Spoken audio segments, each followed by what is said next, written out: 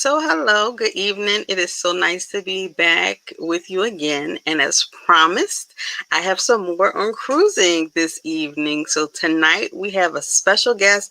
I told y'all Royal Caribbean was coming. We did Norwegian the other week. So, I'm really excited about this interview. So, may I introduce to you? This is Dr. Marie Louise, and she Hi. just recently cruised on Royal Caribbean. So, today she is here to tell us all about her trip, all about the COVID protocols, and she's a doctor, so she might throw in some extra stuff too. So, welcome, welcome. How are you? Thank you. Thank you. Thanks for inviting me. Thank Yeah. you So, very much for accepting the invitation. yeah, I think the best thing is I love cruising. So, cruising is back. So, that I am excited about. And this is the Yes. first time I've been back cruising for about, I think 2019 was the last time that I went. So, Okay. yeah. So, And super you usually demon. cruise pretty frequently. Yeah. Yeah. So, like in 2019, I think I went on three cruises. Mm. One in June, one in November, and then one in December. So yes, yes, And that's were the they length all of it. different cruise lines? Mainly between Royal Caribbean and Carnival. So back in 2019, I did Royal Caribbean twice, and then Carnival. In that December one. So those are the two cruise lines, and then I've done Disney Cruise twice, the Disney Cruise Line twice with my family. So Oh, for the most nice. part, it's Royal Carnival. Yeah, Okay. yeah. So See, it's and pretty now I'm good. gonna have to have you back to do Disney.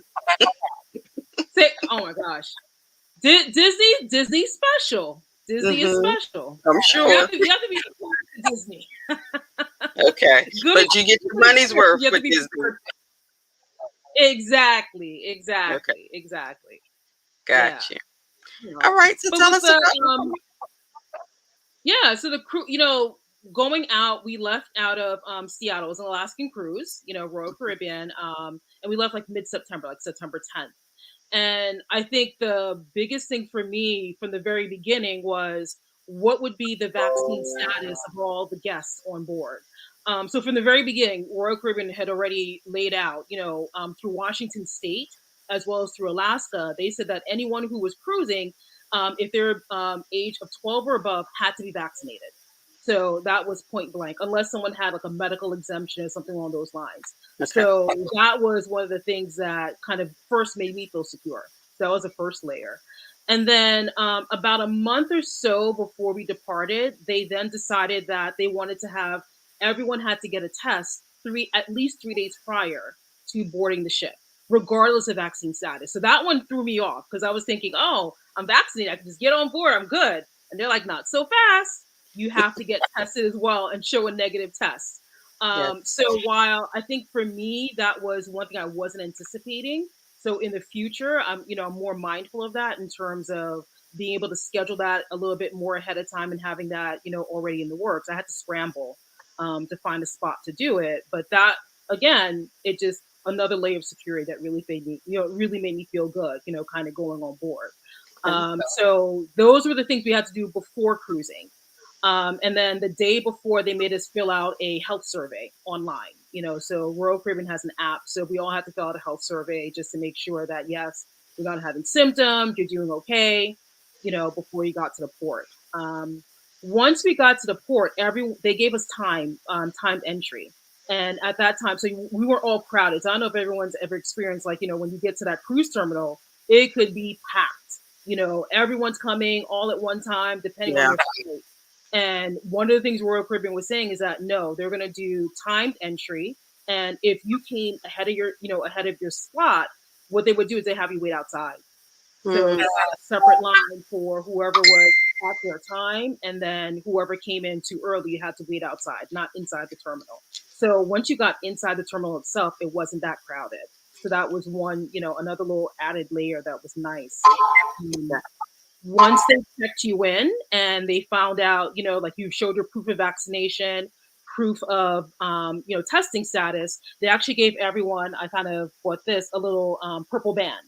Mm-hmm. And this is a band that you wore on board to show that you indeed were one that you were vaccinated, and then obviously you had a negative test. Okay. And this is the band that they use on board to kind of distinguish guests who could go into certain venues that they made vaccine only venues.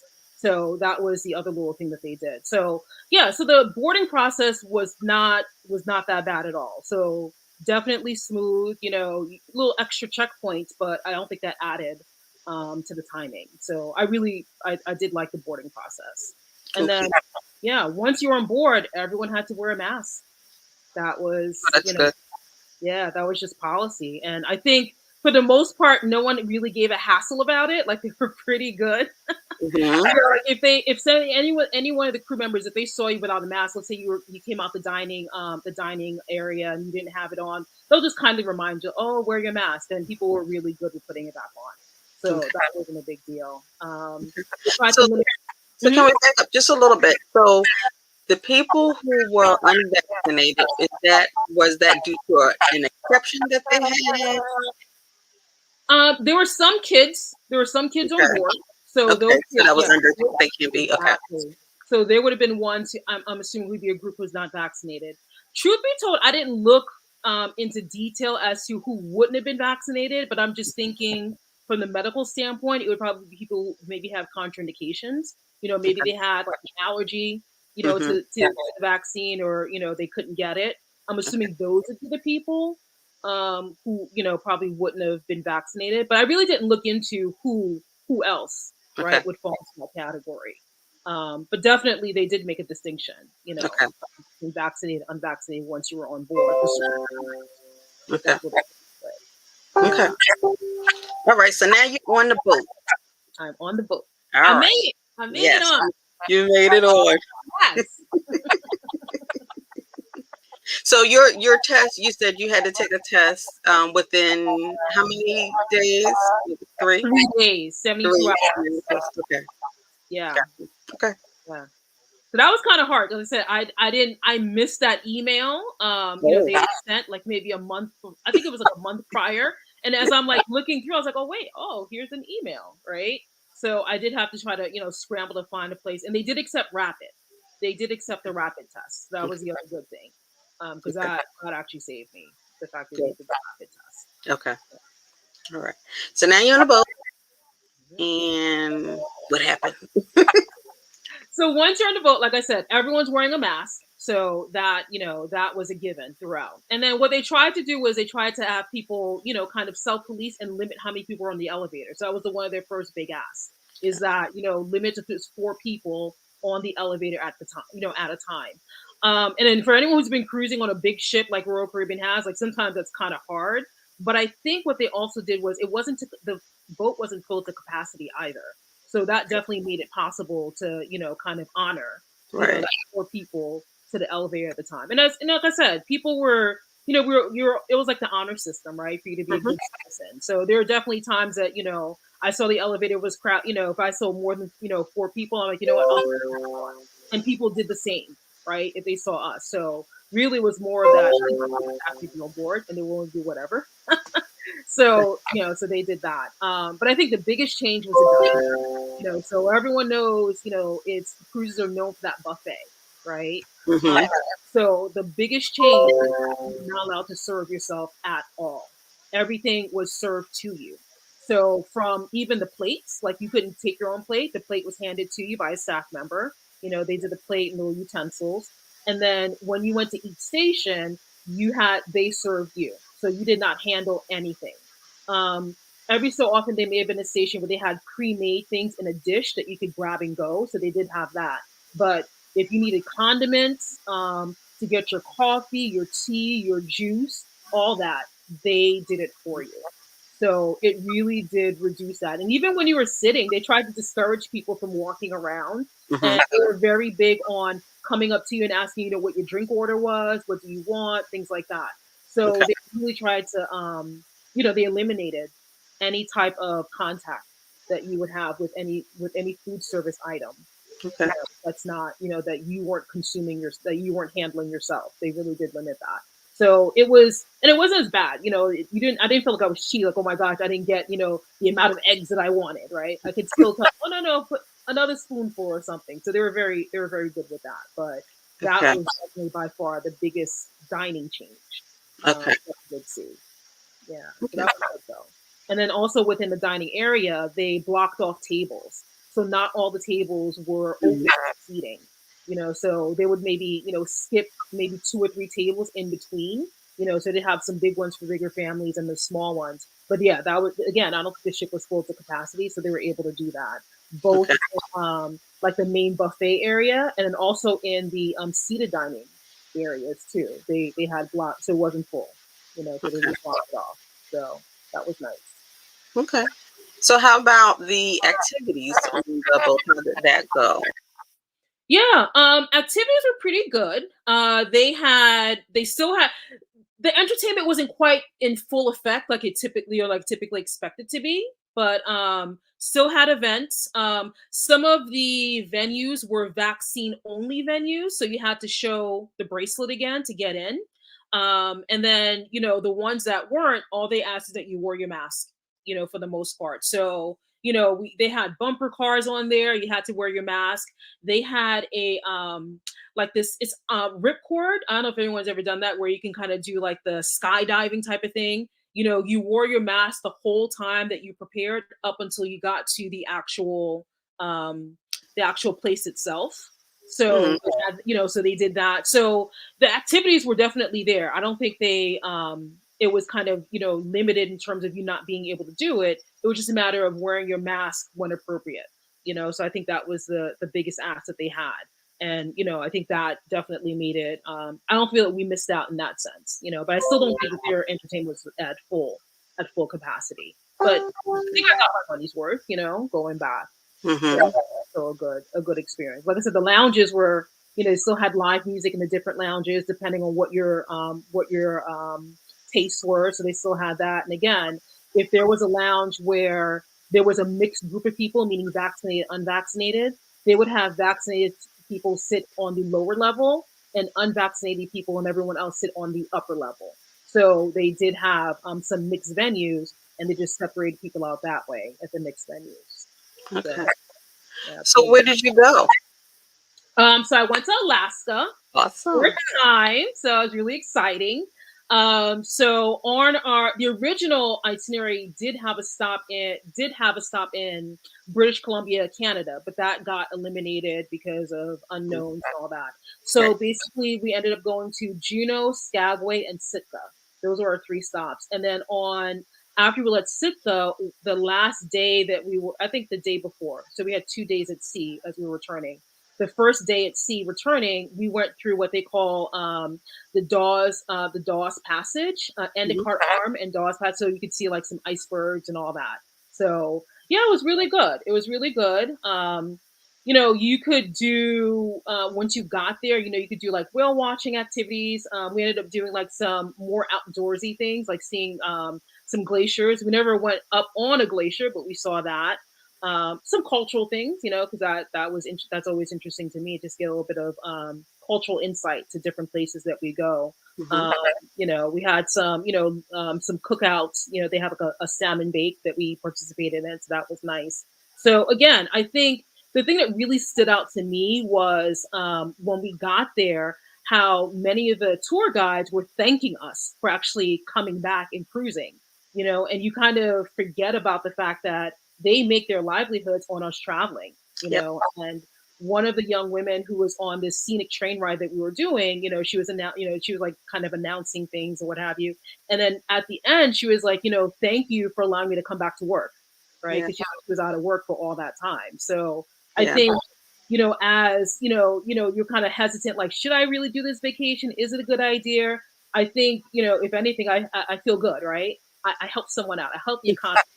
Yeah. But I'm gonna use that. yeah, I help the economy out. But again, It's true. even on board, many of the staff on board, they were thanking us, like our room Yes. attendant. At the Yeah. last day, she was very nice and everything. And she's like, I didn't, she pulled me aside. She goes, I want to thank you. And I'm thinking, no, I want to thank you. Like, you guys are coming back to work. You're making this possible. But it's, I think it's a unique, it's unique to see how it goes both ways, right? Yes, They need us, because it's their livelihood, but we need them too, right, to actually make the experience happen. So absolutely. I think that was, it was really a good way of seeing how, people were really excited. Not just me. I wasn't just not me excited about cruising, but people were excited to see us come back. Yes. So yeah, so that was really good. That was really good. So it was, I think people were just friendly all the way around, if not just for that, right? Mm-hmm. People back. So yeah. Definitely. Okay. So, what would you say? So, like, I've never been on an actual cruise. I've been on a cruise ship, Right.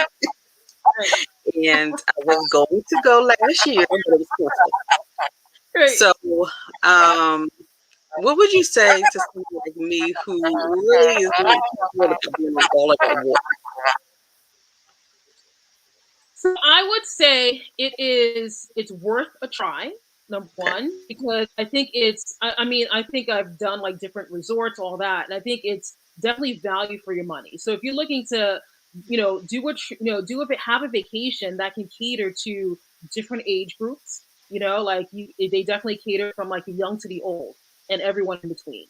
I really think it's worth a try. Okay. I think if anything, when dealing with that unknown, I think the biggest thing people think about is what if I get seasick, right? And I'd say, as a physician, I've had patients come to me and they'll tell me, you know what, Dr. Louie, I'm going to cruise for the first time. Can I get something for seasickness just in case? So I say, be prepared, right? Be prepared. So if you're not quite sure if you can get seasick or not, and it's you feel it. You feel the boat move. I'm not gonna lie to people. It's like, oh no, it's smooth sailing all the time. No, depending on the time of year and where you are, it can get rough. So for us on this particular cruise, leaving Seattle, we were out in the Pacific Ocean up until we got into that inside passage to get into Alaska, and out in the Pacific Ocean was pretty rough. So Hmm. we felt it that first night. So definitely won't lie about it. But I'd say, if you're not quite sure, I mean, no, like when patients come to me and they ask me for whether it's a pill, and pills you can usually do on your own. Dramamine is fine, but there's a patch that you can actually get. It's called scopolamine. So you take the patch, you put it behind your ear, and that patch stays on for 3 days. So if you go on cruises, if you look, you'll see a whole bunch of people with stuff behind their ears. That's what that is. Okay. So I mean, again, I tell if you're not sure, that's a great way of kind of ensuring, if in case it does happen, you have that. And then another little tip that does work for people is using acupuncture bracelets.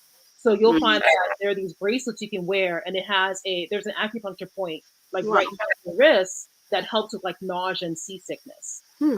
So you can get one of if you don't want to do the medication route, you can actually get one of those bracelets and and try them and put them on. You know, they're Wow. very inexpensive, less than $10. You buy it, you have it. On the off chance if you don't need it, return it when you come back. Return it if you don't need it. But if you, I mean, but it's a great thing to have if you Right. need it. I mean, Right. quick story: we had one young woman who we're cruising with, first time she'd been on a cruise. She didn't know, and I felt bad because I didn't kind of tell her ahead of time, and she got sick. That No. first night was horrible for her. We were doing group pictures, and she was literally going to the Oh. side, had her little bag, and then she's like, "Come back, okay, take the picture." So Wow. once we got to port, I said, okay, the first thing we need to do is find something for you to take before we get back on this boat. Yeah. So she couldn't find the medication, but she did find the bracelets. Completely different person. She was dancing around the ship. She was calling people over. You would Okay. never know this is the same woman who was Wow. barking on the side trying to take pictures. So and I'm like, how's this bracelet's gonna work? But they do. They Mm-hmm. do work for her at least. So yeah, I'd say for someone who's never cruised, that would be the first thing I'd say is be prepared, Okay. right? All right.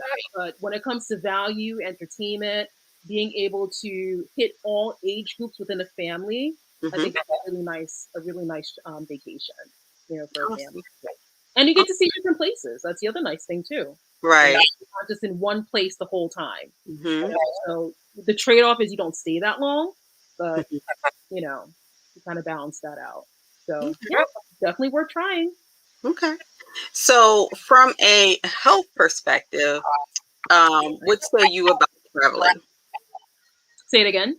What do you say about traveling?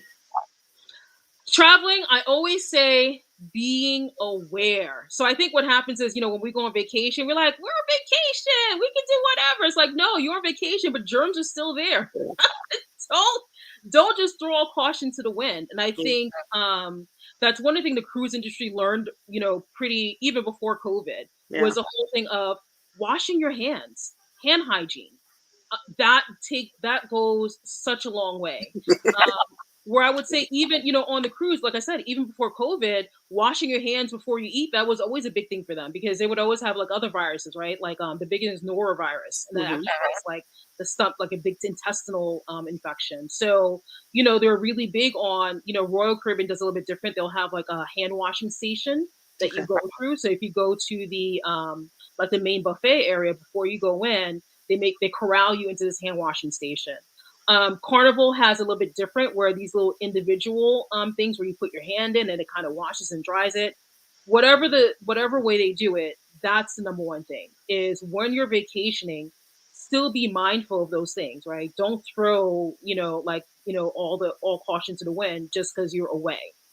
Germs are still there. Yeah. When I've traveled to islands, I don't do so much on the cruise because I think they handle their food a little bit differently. But when I go to the islands, I'm mindful of things like water. I typically won't drink water, when I go to islands. And then when it comes to ice, I ask for no ice because typically their ice is made out of their water, right? So I will say if I do a drink, it's either, a cold pre-made drink or a cold bottled water. So that's one of the other little tips and tricks that I use to kind of keep myself healthy, when I'm traveling. And then if I do fruit, again, on islands, I try to do fruit with skin that I peel. So I just eat the inner flesh of the inner flesh of the fruit, and not the skin, right? Yeah. So I typically don't do apples, I don't do grapes, things like that. Because again, one, what was on it, and two, when they wash it, they're washing it with their water, right? So again, I don't trust the water, so I don't do it. Yeah. No, that was really good. That was really good. Extreme cases, like I did like some mission work in Mozambique. I used bottled water to even brush my teeth. I didn't even use it was a hotel granted that we stayed in. And I did bottled water. So I think that's the number one thing is just being mindful of like, keeping your hands clean and foodborne illnesses. That'll ruin your trip like nobody's business if you're not aware. Be adventurous in your food, but also be smart. Be smart. Absolutely. And wear a mask. And wear a mask. Carry hand sanitizer, do all that. Yes. And wear a mask. Okay. All right. Well, that was helpful. I thank you for sharing. That was a lot of information. Any final thoughts you want to give? I mean, I say when it comes to vacationing, I think the big thing is, at some point we all wait to get back out there, so we have to do it sometime, right? So I say, do your due diligence, do your research, make sure that, you feel comfortable, right? Like I said, for me going on the ship, I felt comfortable knowing that they were asking that everyone be vaccinated. That was my comfort level. I know some people who still don't feel comfortable doing that. But yeah, make sure that you feel comfortable. I mean, the worst experience is like, going someplace like, man, I don't feel comfortable here. And you spent all this time, you spent all this money, and it's just not what you thought it was. Right. So do your research, do your research, feel comfortable. And then, you have to get back out there sometime. So yeah, definitely. Well, thank you again for sharing. I enjoyed our interview. Yeah, thank you for inviting me. You're welcome. We'll have to have you talk about that Disney. Yes. Because I definitely want to hear about the Disney cruise. I heard that they're really nice. They're nice. So I'll definitely have you back for that. So thank you once again. I really appreciate you doing this. And happy cruising, everyone. Thank you, audience.